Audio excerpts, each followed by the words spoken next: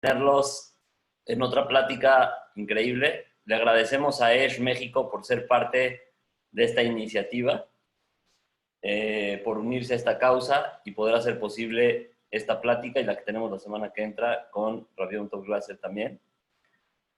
Es un privilegio tener a Rabbi en una plática Zoom, porque es una de las personas en ESH y en el mundo reconocido por su buen humor y los mensajes que nos transmite constantemente. Es impresionante. Entonces, siéntanse cómodos.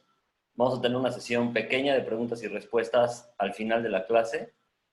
Los que tengan preguntas las pueden ir mandando por el chat, y los que quieran subir en vivo, que suban la mano y puedan preguntar en vivo. Los podemos subir como panelistas y pueden preguntar en vivo.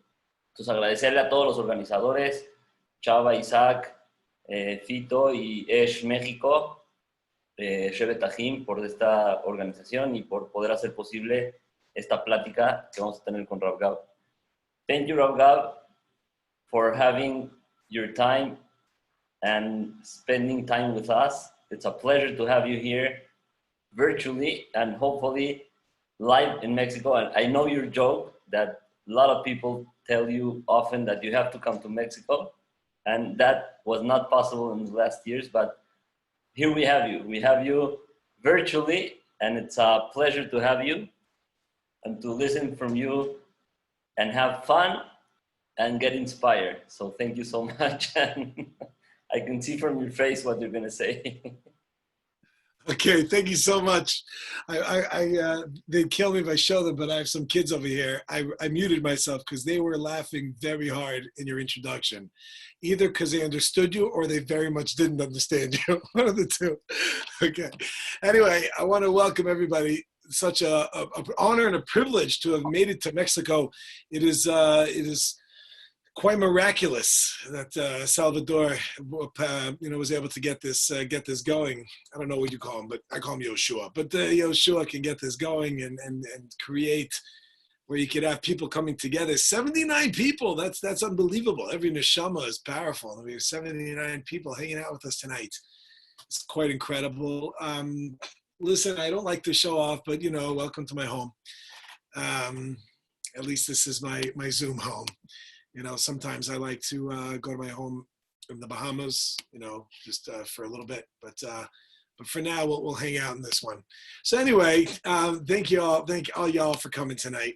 And I know you traveled from far and wide, from your living room, your dining room, and some of you from the kitchen. And I appreciate that. So let's jump right into the topic, shall we? Today's topic is the different types of locusts and which are kosher. So if everyone could please bring their handout sheets.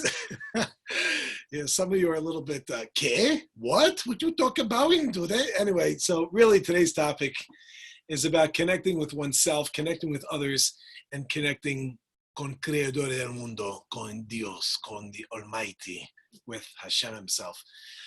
Chodo v'atzmo. Vamos a empezar con ourselves. Let's start from the very beginning. There's a very fascinating idea.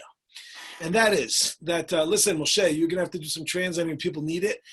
There is a chat going on, everybody. So if you don't understand something, then, you can put it in the chat. Or if you really don't understand, on the bottom right, there's a little red box that says leave or salida. It means question. So you can just click there and we'll be right with you. We also have suggestion boxes. Everybody has different ones in their home.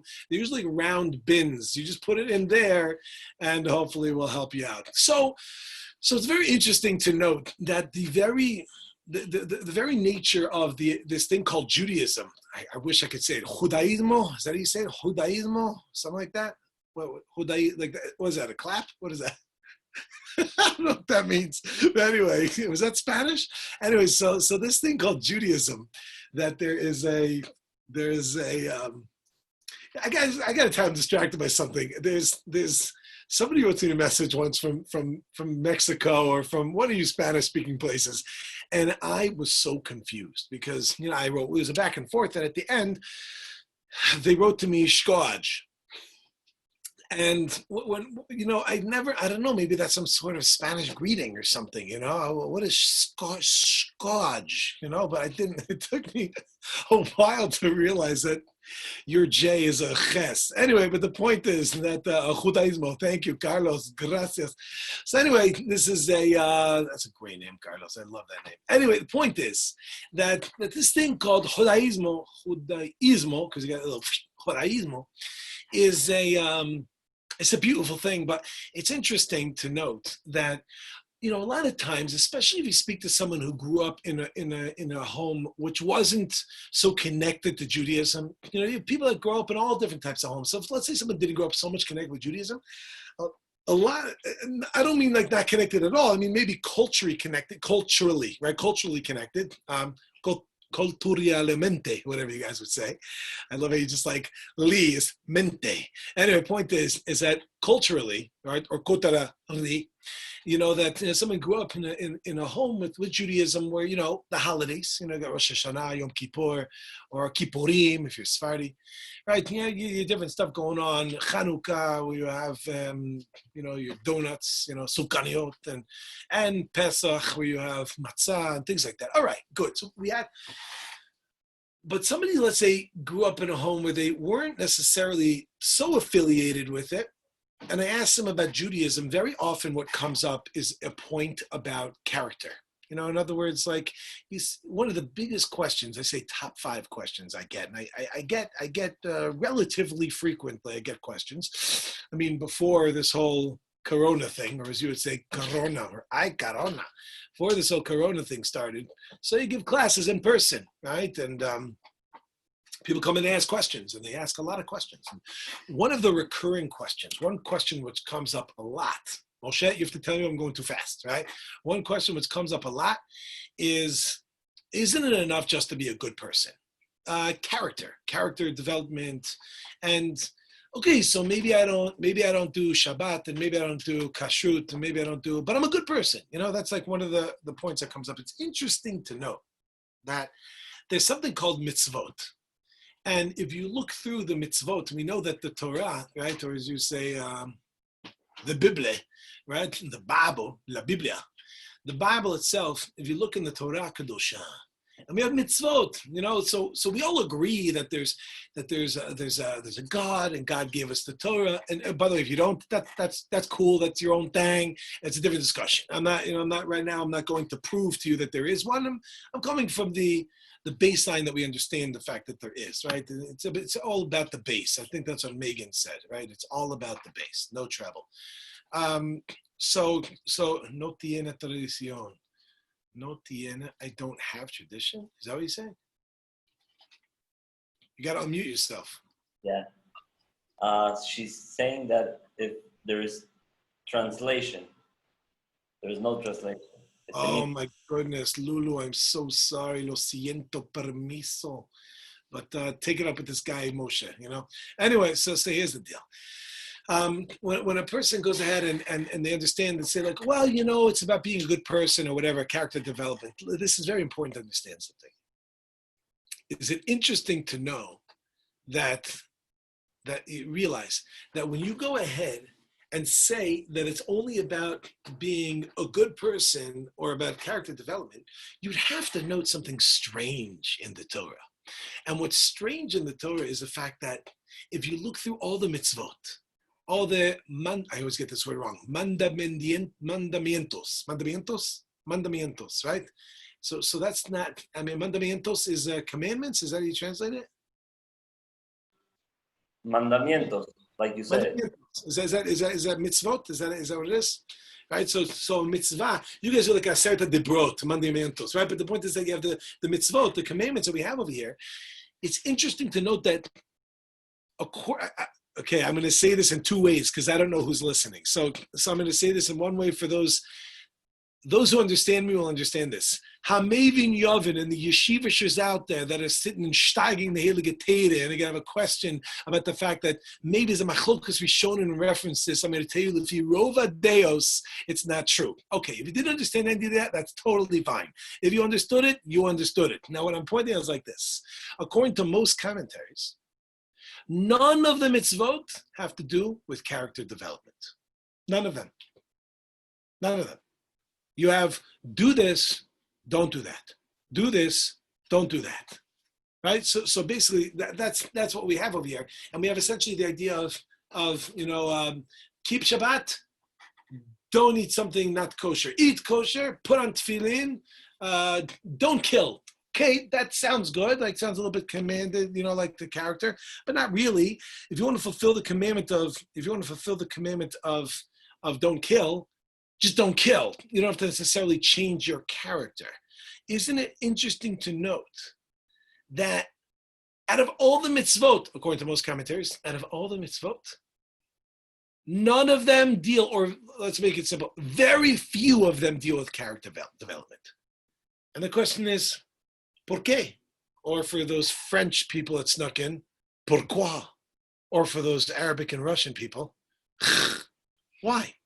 Why is it that when you take a look, you see in the Torah itself, it doesn't deal with character development? Now, there are stories galore that we learn lessons from.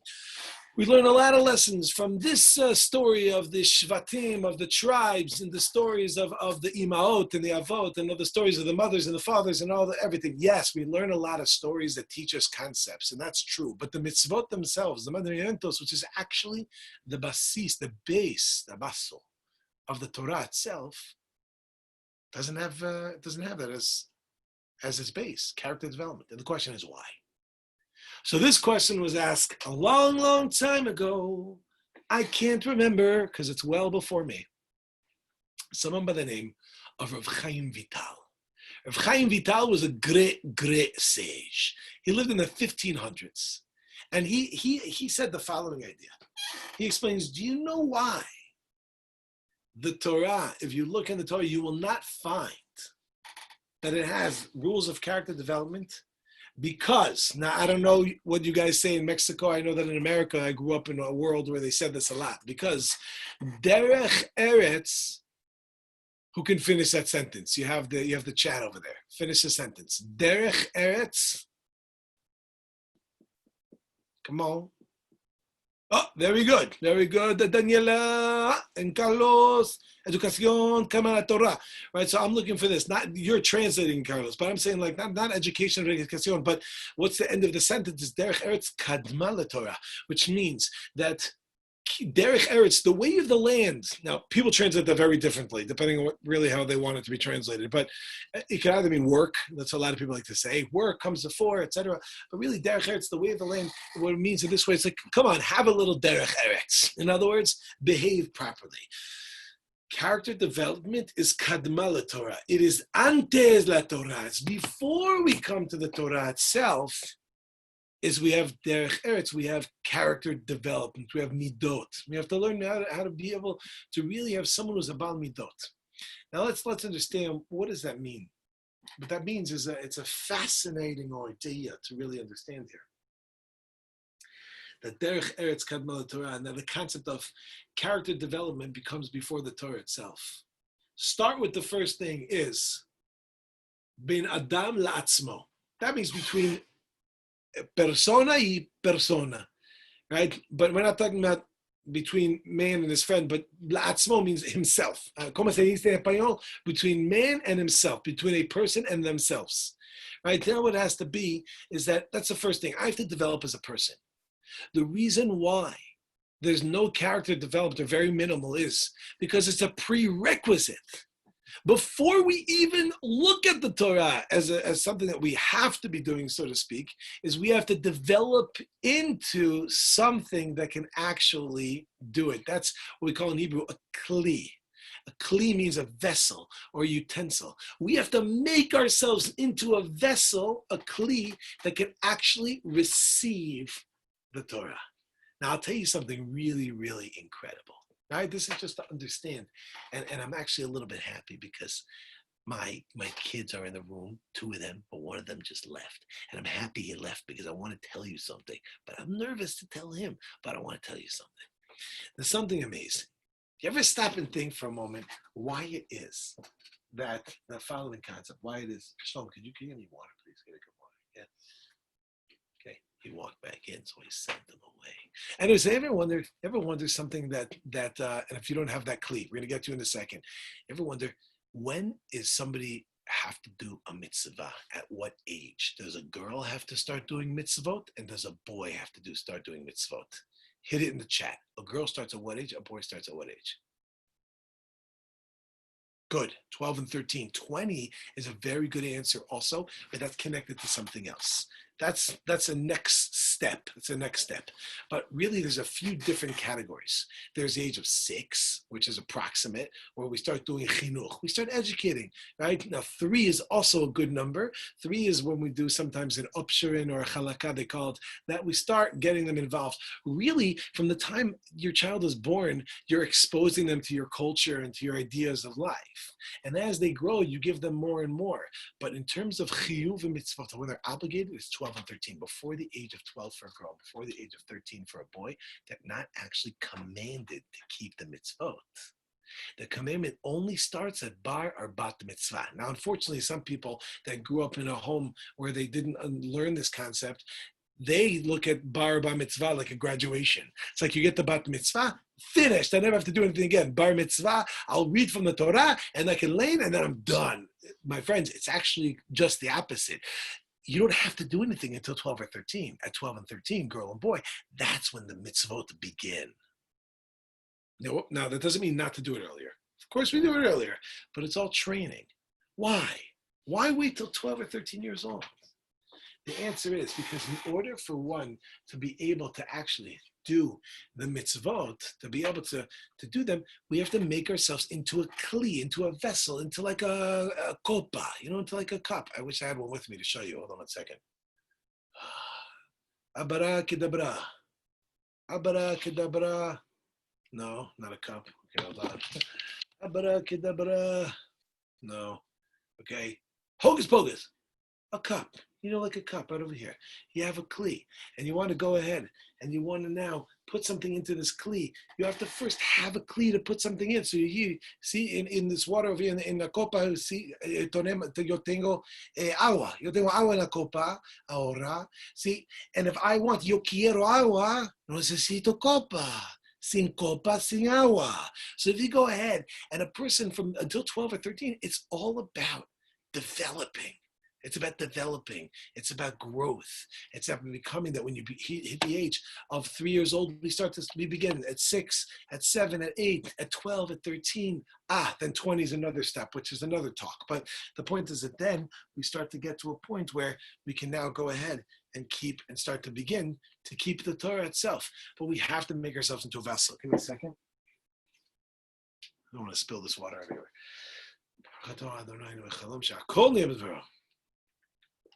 So therefore, my friends, this is what I'm saying to you. Step number 1, lo primero, is between one and themselves. And we have to develop ourselves and build ourselves into being that clean, to being that vessel. That's working on character. Once you get to that point, then we start talking about this thing called the Torah. So that's why, if you take a look, you see that the overwhelming majority of the Torah, you say, isn't it enough just to be a good person? The answer is it enough to be a good person? That's a prerequisite. It's not enough. It's just the beginning. You understand? Of course, it's part and parcel. It's very important. And that's why, people like to say well, I know someone who keeps Shabbat, but they're religious, but they're really not nice people. They're really a jerk or whatever it is. It's just that means that person's lacking in their keeping the Torah itself. Because there's also the next stage called between man and man, between Adam lechavero, between somebody and their amigo and their amiga. That's the relationship that we start to develop with other people. But until you develop a relationship with yourself, and until you develop yourself, you won't be able to develop a relationship with other people. Fácil. It's not so complicated. Love your friend like you love yourself. You have to love yourself in order to go ahead and then love your friend. You understand? So step number 1, lo primero, is one in themselves. Segundo. Now we move on to the idea of between person and person. Between person and person. So we started off at the beginning to understand something. I'm pointing out something interesting, and that's how come there's no character development in the thing? And the answer is because of the fact that it's a prerequisite to it. It's like the Orchot Tzadikim, a famous sefer, a famous Torah book, says that mitzvot are like pearls. They're like pearls. Someone write to me in the chat. Como say you say pearls? You know, like a pearl necklace? Perla? Okay, perla. They're like perla. But plural, I guess, is perlas. I get that right? Perlas. Perlas. Don't join back to me. All right. Okay, good. Yes. Thank you. See or just yes? See? Okay. Perlas. So we have here, there's something called pearls. That's like mitzvot. But if you just have a bunch of perlas and they're just they're not connected to anything, then they're not worth anything. The string that goes through the perlas, that string is called character, midot. The midot are necessary in order to do the mitzvot. That's pretty big. That's a pretty big concept. And we have to be able to come to realize that concept and really appreciate it. Number one is connecting with ourselves. We have to understand the fact to be working and developing. And it's a constant struggle. It's not something where a person is done all of a sudden. Prerequisite means that we have to be willing to be developing and working and going in a direction that we're going to be able to accept this and receive this. And that takes time. That takes effort. The Vilna Gaon, Rabbi Eliyahu ben Shlomo Zalman, the Gaon from Vilna, he says that the whole purpose, ¿qué es el punto del mundo? ¿Por qué nosotros aquí? He explains that the reason is in order to work on ourselves to become better people. That's really what it is. So it's a lifelong mission. But that's just number one. Number two is between man and man, or women and women, person and person, persona y persona. So how does a person go ahead? And what is that? Where does that play a role over here? Well, it's all about continuous development. Because there's a real ultimate goal here. There's a real ultimate goal of the reason why we even exist in the first place. This, of course, is its own class. Everything we're saying is like its own class in of itself. But if you stop and you think and ask yourself just a minute, ultimately, ¿por qué nosotros aquí en el mundo? ¿Qué es el punto that we are put here in el mundo? What are we trying to, what ultimately is the goal? Does anybody want to take a shot at it? We got the chat open. What is the goal of what we're doing here? Of course, everybody has their own personal goals, but there's a greater goal that applies to every single person as what we're doing here, especially within Judaism. Wow, you nailed it. And that is ultimately, in one word, I like the way you spelled it because that's the Spanish way, I guess, dveikut. Dveikut means to cling and get close, to be connected. Connected, it's conexión con Dios, conexión con el creador del mundo. That's the ultimate punto of what we're doing over here, which brings us to placer that we can't even get close to. We can't even get close to the concept. Hold on a second. Bring divinity to fiscality. Explain what that means. I don't know what that means. I'm not sure what that means. But the ultimate goal of what we're trying to do over here is to connect, is to get to this tremendous. Take it outside. Ask me like after. Is to get to this point of this ultimate connection. Now, how do we do that? How are we able to get to such a level? We're able to connect with God. So let's understand something. You know, sometimes we look at it like, okay, we have connection with people, and we have connection with God. Maybe I don't get along with people, but at least I have a relationship with God. I must explain something so important. If one finds that they have a hard time relating and having a connection and relationship with people, it's a sign that maybe we're not at the same level we think we are with God. I'll explain what I mean by that. I'm not doubting anybody here that they would say they feel a connection with the Creator. Absolutely. Everybody has their thing. I'm not coming here to say, I know more than you. You don't know. This is not a challenge. But it's something to think about. Because of the fact that God is not físicamente, is not physical, right? He's not physical. So therefore, it certainly makes it more challenging to develop a relationship with something that you can't see, can't feel, you can't hear. Now you can through the world. I get that, but I mean like you're seeing me now. You're not even seeing me. You're seeing me virtually now, and even that's easier than seeing God. If you understand what I mean by that. So being that that's the case, it's easy for us to say, yeah, I have a relationship, especially when it's something which is non-tangible, because then I could say I have with however I create it to be, whatever I want it to be. Yeah, it's urgent enough. Whatever it is that I need it to be. But if you just stop and think for a second, where do you know if you're getting along is when you have feedback. Where do you have feedback? With people. The Mishnah says in Pirkei Avot, anyone who people feel good with, they like, anyone that ruach habriot nocha imenu, that means that people get along with them, God gets along with them. It's a very big statement there. So what about feedback from God? What do you mean? What's the question? Explain that. I don't understand the question. What do you mean? What about feedback from God? Write it as whenever you can. I'm going to keep going, but then write it out. So understand that if people like us, it means God likes us. Why? The answer is because, hold on a second, here we go. How do we understand when we get feedback from God? How do we understand when we get feedback from God? How do we understand when we get feedback from God? Forgive me, you know what I'm saying? Virtual and written makes it more complicated for me, but I'm gonna try to explain, I'm gonna try to answer the question, but I think it's taking us a little bit off topic, but I'm gonna try to just quickly address it. Very good, to know if we're connecting with God. So one way is, like we said, through people. If we're getting along with people, then that is a beginning of a sign. But besides that is this, you see, God, oh gosh, I wish I had hours and hours to be able to explain to you the whole background there, but I'm going to go very quickly here. To understand the fact that God told us what he wants from us. You have to think about this in terms of a relationship, like any relationship. Husband and a wife, parent and a child, two friends. Everybody has requests that they ask. If somebody has a request and we follow that request and we're going along with it, and we're doing the best that we can, and we're trying to grow, and we're developing ourselves with people, with ourselves and with people, then you could know that we're really connecting with God. But if we're ignoring the messages that are being told us, somebody wrote, let me get this very clear, okay?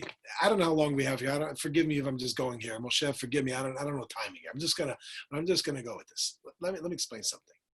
I got an email not long ago. This person was upset with me. This person was very upset with me.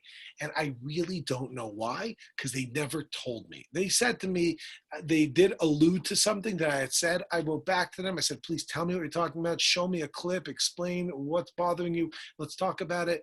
And they never wrote back to me. But they basically accused me of accusing them that they don't have a relationship with God. They accused me of accusing them that they don't have a relationship. Now, I don't even know who this is. I don't even know who it is. I just know that apparently they had seen me either in person or online and decided to write to me and reach out to me. And I responded, and the ball's in their court because I'm waiting for them. I wrote back, they wrote back, I wrote back, and I'm waiting back. They haven't wrote back since. I think maybe because the approach, they came very intensely, like bastante intense. So we're talking about like fire, fuego, like it says like fuerte. Okay, so I was like, all right, cool. I wrote back, but it was along these lines of this topic. I want you to just be real with this for a moment. Try to be real with this. And forgive me if this is too much for some people, but this is a real concept over here. Be real with what I'm about to say. If there are any husbands and wives out there, or any parents and children or friends, maybe you've heard somebody say, oh yeah, no, I'm a great husband. I'm a great wife. I'm amazing. Could you imagine if you asked the spouse what they would say? Has anyone ever fooled themselves into thinking that things are one way when they're really maybe another way? Is it possible that they're not as good as they think it is, but they're not living in reality?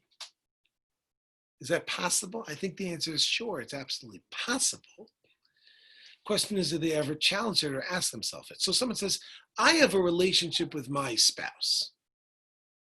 And you have to understand, the Torah is full of examples. The Torah is full of examples of relationship between Jewish people and God. If I told you, I have a great relationship with my wife, I never listen to her, ever. When she talks, I walk away. And when she requests things, I do the opposite. But I have a great relationship. Would you think it's a little bit strange to put those sentences together? I don't listen to what she says. Often I go straight out against what she says. Would you say, I have a great relationship? Now, if you play this out very logically in terms of relationships, and someone were to say, I have a great relationship with God. I don't listen to what he says or asks of me. I sometimes go straight out against what he says, but I have a great relationship. Now, people are very quick to say, that's different. And usually with a lot of emotions behind it. But just what I ask is just to take in the concept, think about what it's saying.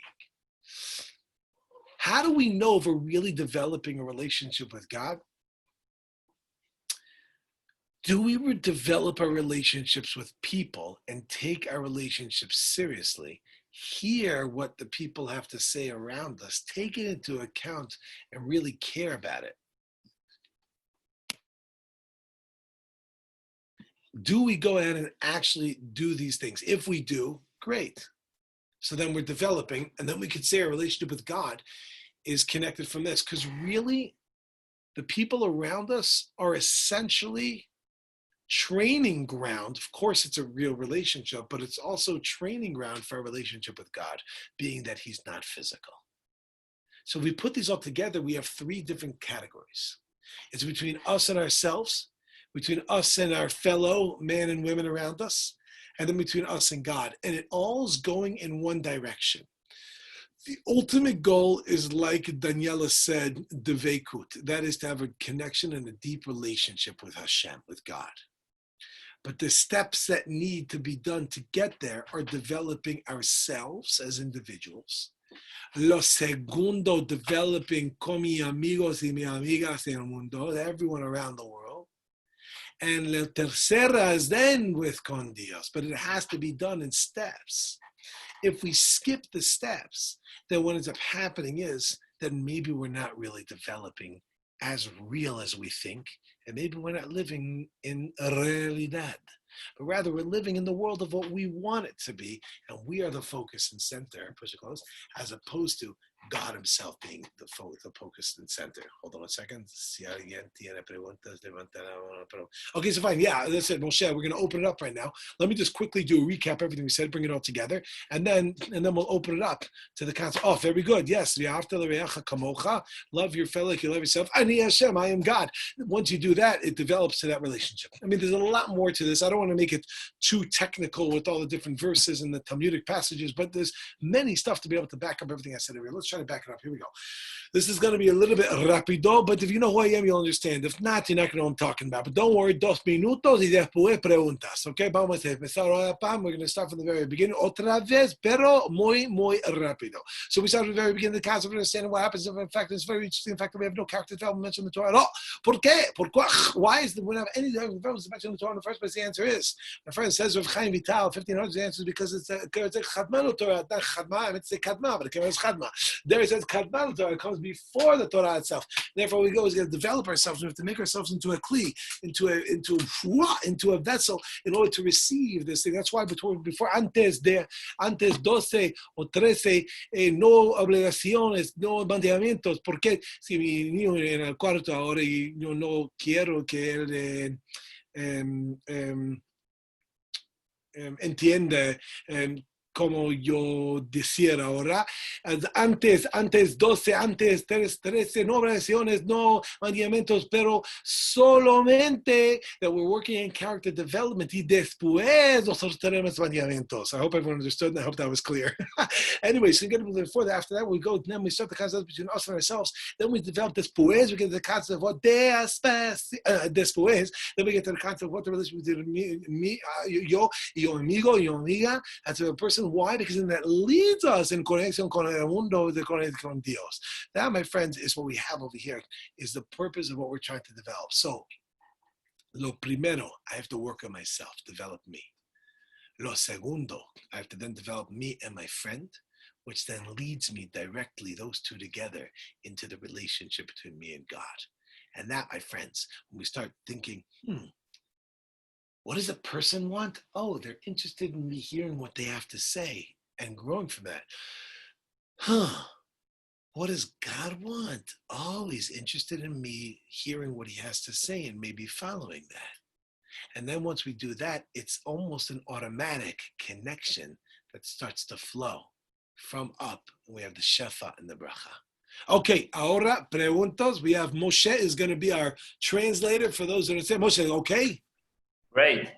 Did the Spanish make sense when I did that? Sí, ahora mío en el cuarto, ahora, sí. So that's why I had to make sure that... A little bit good, but... You understood it? You understood what I was saying? Yeah. Okay, as long as you understood. Yeah. What do you call that? Gringo. You know what I mean? Gringo. So we have somebody that he wants to ask something live. Yeshua, if you could put him live. Or nice. Alan, if you could turn on your camera, you're live. There he is. Hi, Rabbi. How are you?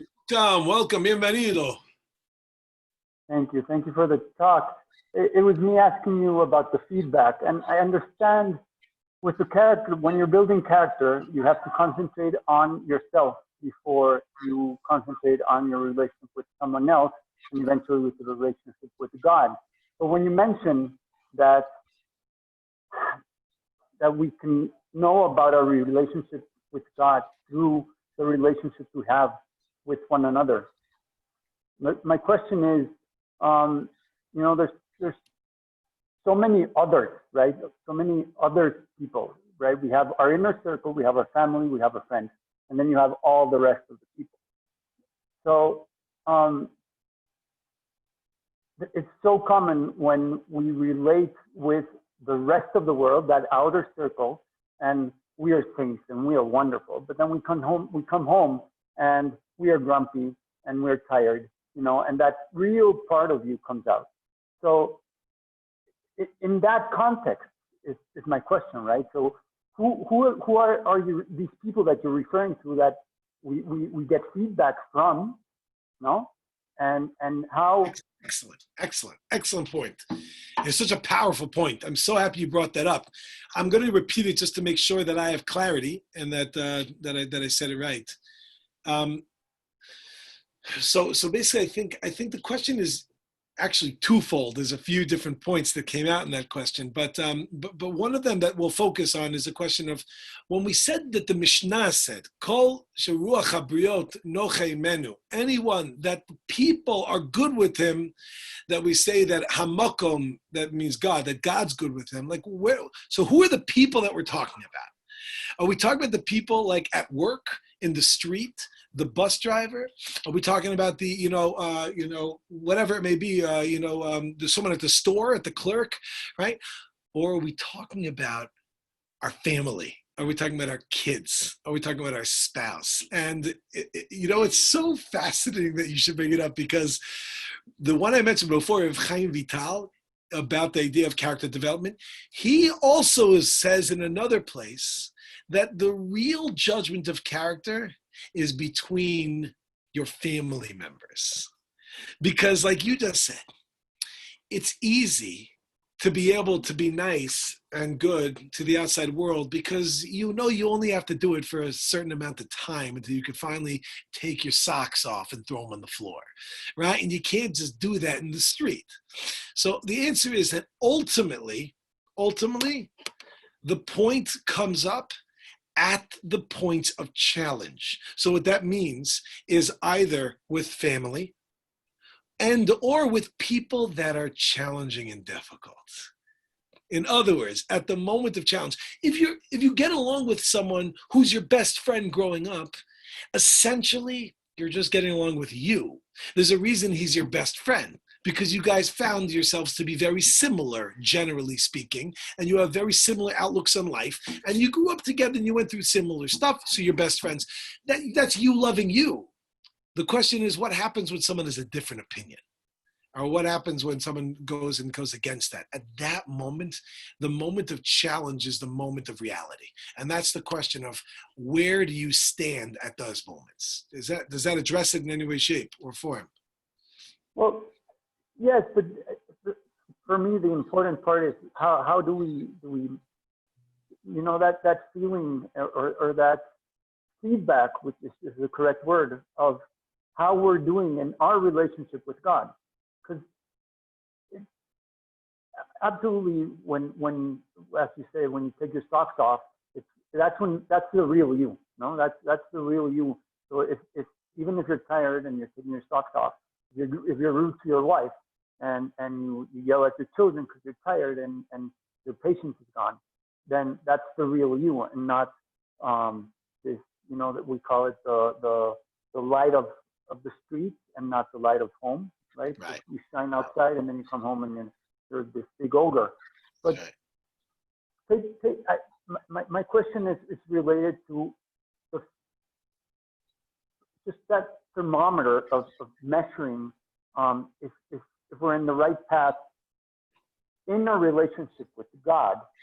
And since you mentioned that the parameter is how we get along with other people, that's the confusing part. It's like, so that means that.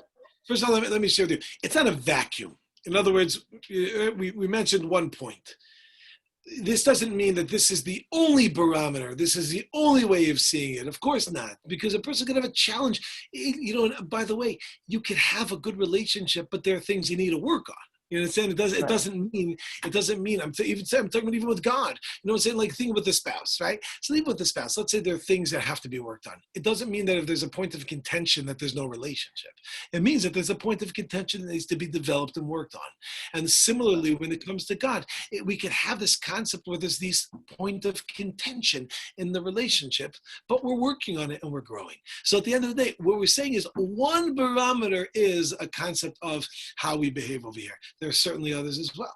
And the goal is to make sure that we're growing. At the end of the day, it's very important to know. Just like anybody, you start a relationship, it's people have this fantasy, like they'll get married and everything's going to be amazing and they'll never have any problems and everything's going to be the greatest and they're going to have all the money in the world. They're going to have all the kids in the world. It's just crazy to have all the kids in the world, but they're going to have a lot of money in the world and everything's going to go wonderful. And then they have setbacks. Maybe they can't have kids right away, or maybe then they do, but then the kids give them a hard time and they're like, I don't understand. This wasn't the way it was supposed to be, And it's just like, whoa, drop your expectations a little bit. It's live in reality and understand the fact that, yes, it's not always perfect. It's not always amazing, but it's perfect and amazing. And the goal is to make sure that we're working and growing towards it. Anyway, so I hope that was somewhat helpful. If not, then put me so again. But we're going to open up to whoever's going to be next over here. Thank you. Pleasure. Moshe, you're up. So we have a question from Mazak. I don't know how to mention it, but what are you talking about? she's up and she wants to ask something. So you're in mute. Let's hear. Oh, I'm muted. I'm muted? Oh, she's muted. You're muted. She's muted, yeah. Did you unmute her? Hold on 1 second. Before you ask this question, give me 1 second.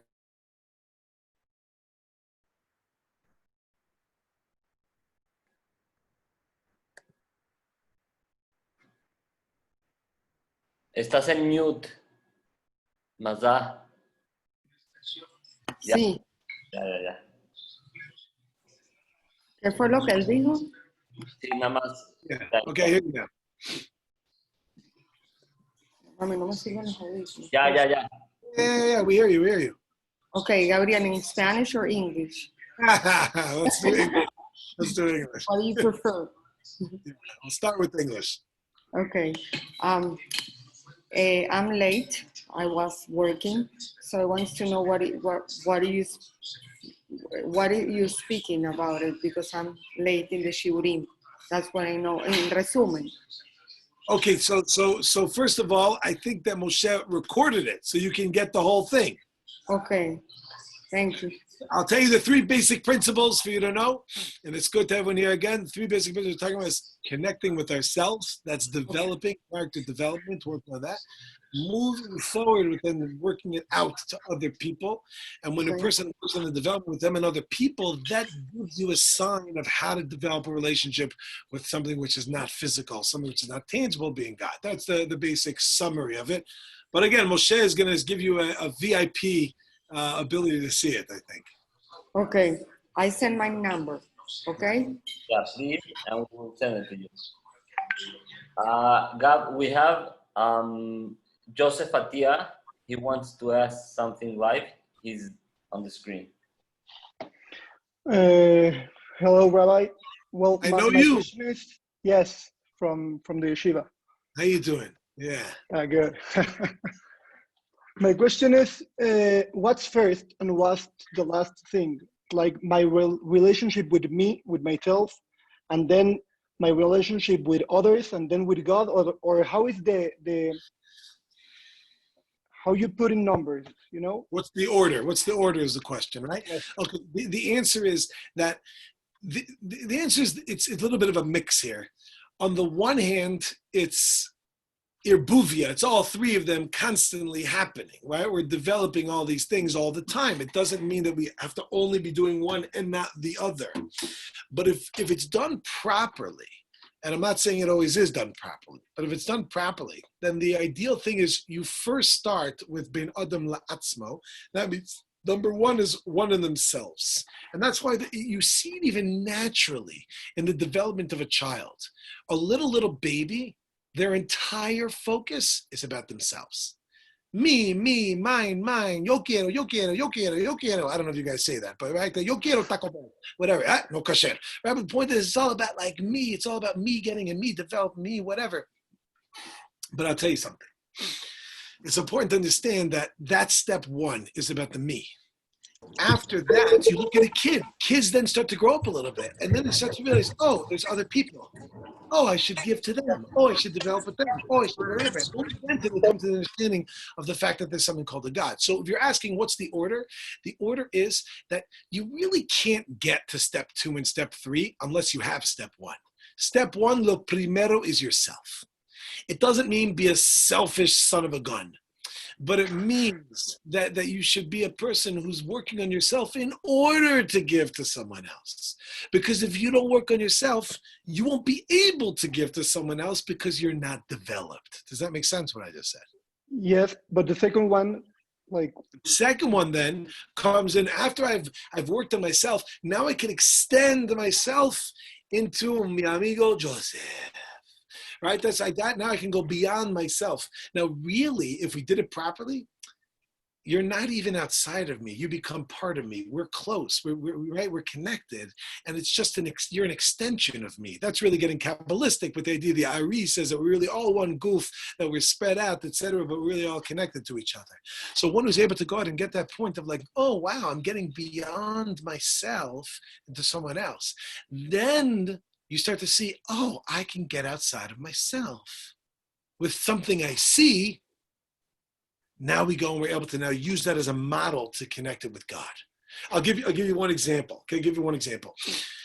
There's a story in the Torah about Yaakov and Yosef. We know that Yaakov had a son named Yosef, and Yosef got taken by the brothers, and he's brought to Egypt, right? Egipto, and he's down in Egipto for 22 años until finally he goes ahead, and he's with Papa otra vez. And what happens? They see each other. This is the first time Yosef and Yaakov are seeing each other in 22 años or 36 años if you go to Midrash. So we're talking about many years they haven't seen each other. Over 20 years. And when they meet up with each other, there's a machloket Rashi and Ramban, but we're going to go with one of them here. That says, the pasuk says, and he cried on his shoulder. And the question is, who cried on whose shoulder? Shouldn't they both have cried on both shoulders?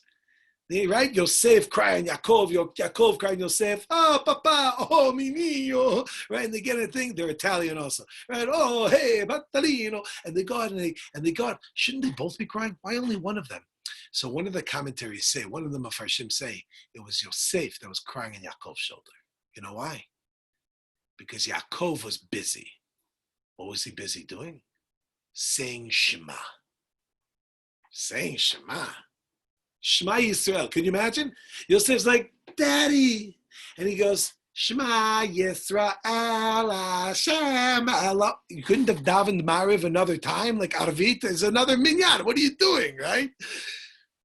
So there's different answers. One of them is, Yosef knew Yaakov was alive. Yosef, the son, knew Yaakov. He kept asking, Od Avichai, Od Avichai, Od Avichai. Yaakov didn't know Yosef was alive. And then he finds out he's alive. And now he sees him for the first time in 22 years. He has so much, como se dice, amor? So much amor. We're talking about, we're like, I don't even know if you know what I'm saying when I say that. One second. Yeah, we're talking about, one second. We say, de aquel amor de música ligera. Nada más libra. Okay, that's amor. There's so much, maybe I shouldn't have brought them up. Soda Stereo, mucho cocaína, see? But the point is that there was so much love. He took it and he directed it towards his connection with God. Do you hear what just happened? The feeling of love that he felt at that moment, he never felt before. It's like, wow, this is what it means when it says, V'ohaveta et Hashem Elokecha b'chol levavecha. I've never felt in mi corazón so much amor. And ahora that I'm feeling this amor, I'm going to take it and direct it. So what happens is you work on yourself, you develop that into others, and then once you develop that, you're able to take it in towards God. Makes sense? Claro, muchísimo. Thank you. Oh, no problema, placer mío. Sí. Come on, I got the whole family here. Yeah, I'm ready. What you got? So we have Isaac. The first guy you want to be in his office, he's there. He's on. Oh, mi hermano Isaac. Thank you so much, Rob. Amazing the class. Thank you. You spoke about something that when you have a mirah, Yeah. Not everybody was here. Not everybody knows how close we are. Everyone should know we've been friends for so long. He even came to spend time with me over here. Listen, before you ask the question, I have to tell everybody if they because I don't want people to leave. So many people to leave. I want them to know I'm doing a little pitch and shout out for myself. If people want more classes, more stuff, you can be in touch with me because you can sign up. I have a website. It's called ravgav.com. Very simple. Ravgav.com. But Rav is con V. How do you say V? V. What do you guys call it? V? V. V, yeah. RAVGAV. Ravgav.com. And we're going to, we have a lot of classes that can let people know about that. Okay, sorry, hit it. Go for it. So instead of you fight a mirah, you can use it and serve Hashem with the mirah. Yeah. So could you spoke more about how you use it?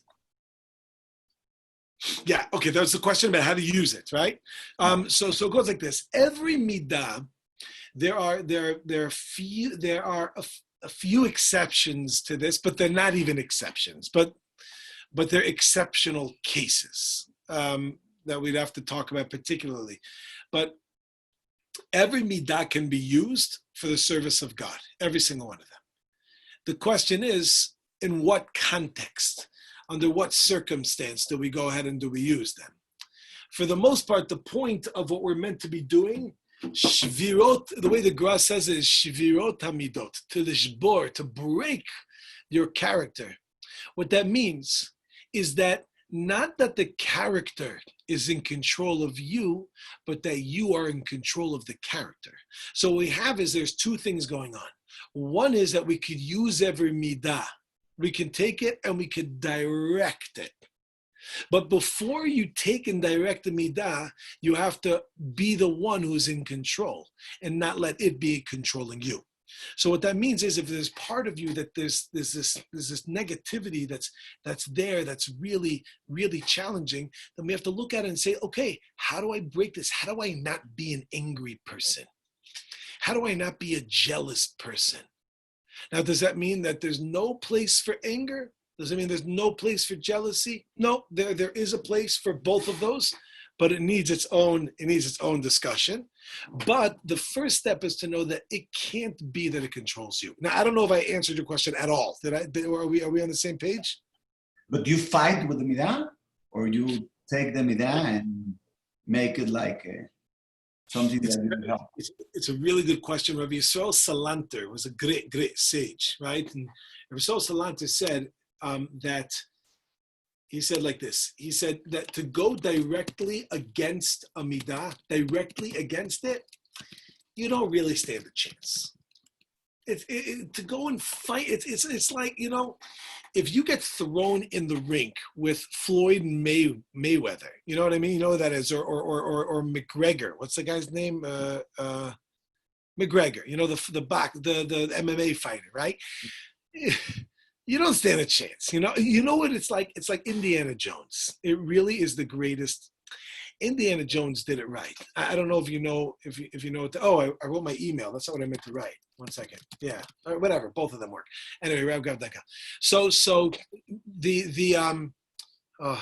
Okay. Do you know about Indiana Jones? You know what I'm talking about? Yeah. There's one scene that actually happened by accident. It was a joke that became part of it.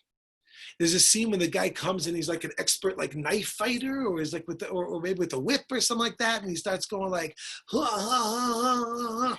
And Indiana Jones also could take out a sword, but instead he takes out his gun and he shoots him. And it really, it's an epic moment of like this guy goes like, and he's like, oh no, what am I gonna do? So he's meant to fight him like that. It's meant to be like a scene. But as a joke on set, he's like, right? And he just shoots him. And they kept it in because they're like, oh yeah, that's pretty funny. And they kept it in. But what's the lesson? The lesson is that if you go ahead and you have this battle, to go fight McGregor or Mayweather, I always think Mayflower, whatever. But to go fight against the Mayflower, it's a big boat, but to fight against Mayweather, you're crazy. You're going to box him? You're going to MMA him? He's going to knock you out. You got to find another way around it. And that's what Rousseau Salanter says. You don't take a midah head on. You find ways to come around it. And when you find ways to come around it, then you can get it from behind. Does that make sense what I just said? Yeah. Right? So that's a way of it's like people say, have willpower. That's ridiculous. Against the Yetzer Hara, you know how powerful he is? Have willpower against Mike Tyson. Have willpower against Bruce Lee. Have willpower against a jet. What are you, crazy? The jet's coming at you. I will myself to stand here. You're crazy. People have to know. You got to know who you are. You got to make sure you take the proper steps to be able to succeed.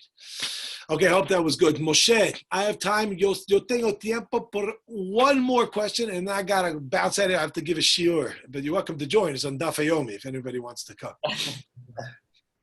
We have one more question, but I think he's not online anymore. So you're free to go to your Daf Yomi shiur. It was... Okay.